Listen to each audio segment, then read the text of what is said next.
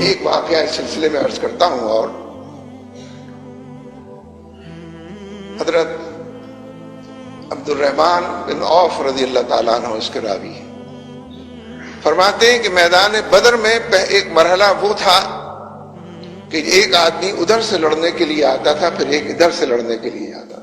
کفار نے اس جنگ کو ہارتے دیکھا تو اجتماعی جنگ شروع ہو گئی، اور اجتماعی جنگ کے بارے میں خود ہی ارشاد فرماتے ہیں کہ اجتماعی جنگ میں اس کی بڑی اہمیت ہے کہ انسان کا دایاں بھی مضبوط ہو اور اس کا بایاں بھی مضبوط ہو۔ حضرت عبد الرحمن بن عوف رضی اللہ تعالیٰ عنہ فرماتے ہیں کہ میں نے دائیں طرف دیکھا تو ایک معصوم سی کلی، ایک بچے، ایک نوجوان کو اپنی دائیں طرف کھڑے دیکھا۔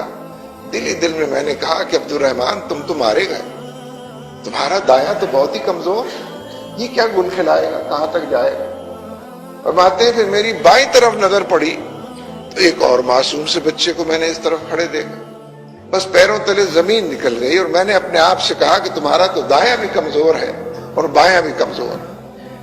فرماتے ہیں کہ ابھی اسی ادھیڑ بن میں تھا کہ دونوں بچے بیک آواز بولے اور چلا کر دونوں نے کہا کہ چچا ابو جہل کہاں ہے؟ فرماتے ہیں کہ میں نے دونوں کو سر سے لے کر پیر تک دیکھا اور پوچھا کہ بھتیجو تم ابو جہل کا کیا کرو؟ دونوں نے بیک آواز کہا کہ چچا گھر سے طے کر کر آئے ہیں، اللہ اور اس کے رسول کے باغی کا کام تمام کریں گے، جہنم رسید کریں گے، خون میں اس کو نہلائیں گے۔ فرماتے ہیں کہ میں نے کہا کہ اچھا تو دیکھو وہ سامنے وہاں مچان پر فلاں رنگ کے کپڑوں میں ملبوس بیٹھا ہے، بس وہی ابو جہل بیٹھا، بار بار اس کی فوج تتر بتر ہوتی ہے، بار بار وہ ان کو منظم کرتا، لشکارتا اور آگے کی طرف بھیجتا، بار بار اس کی فوج میں بدنظمی کی کیفیت پیدا ہوتی ہے، پھر وہ ان کو منظم کرتا ہے۔ دیکھو وہ سامنے فلاں مچان پر فلاں رنگ کے کپڑوں میں ملبوس ابو جہل بیٹھا۔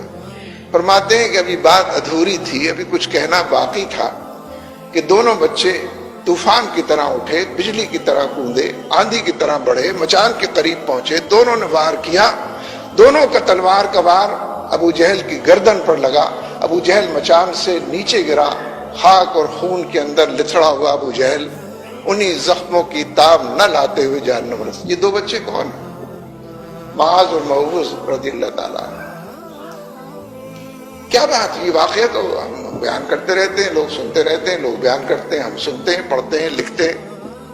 یہ واقعات صرف اس لیے ہیں بدر کے اور طائف کے کہ ہم بیان کریں؟ نہیں، آپ بھی جانتے ہیں، اس لیے نہیں۔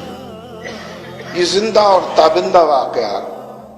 بدر کے میدان کا پہلا اور بنیادی سبق یہ ہے کہ جب حق اور باطل کا معرکہ ہوتا ہے، جب معروف اور منکر کی کشمکش ہوتی ہے، جب اللہ اور اس کے رسول، قال اللہ اور قال رسول کا حوالہ مضبوط ہوتا ہے اور شیطان اس کی ضروریت سامنے ہوتی ہے، تو عددی قوت بے معنی ہو جاتی ہے، اسلحہ ساز و سامان بالکل ناقابل ذکر ہو جاتے ہیں۔